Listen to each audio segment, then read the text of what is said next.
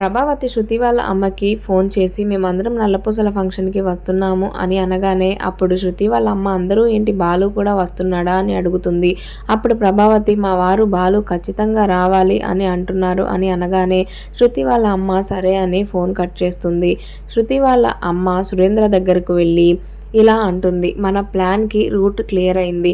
బాలు కూడా ఫంక్షన్‌కి వస్తున్నాడు. అక్కడ ఆ బాలుగాడితోనే సత్యం పరువు తీయించేలా చేస్తాను అని సురేంద్రతో చెప్తూ ఉంటుంది.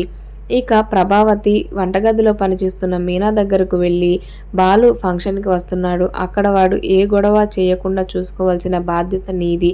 అక్కడ వాడు ఏదైనా గొడవ చేశాడు అంటే నేను భద్రకాళిలా మారిపోతాను అని వంటగదిలో పని చేసుకుంటూ ఉన్న మీనాకి వార్నింగ్ ఇస్తుంది.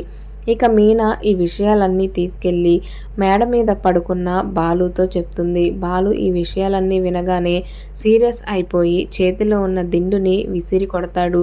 నేను ఆ ఫంక్షన్‌కి వస్తాను. వచ్చి గొడవ చేసి ఏదో ఒక రకంగా రచ్చరచ్చ చేస్తాను అని సీరియస్ అవుతాడు.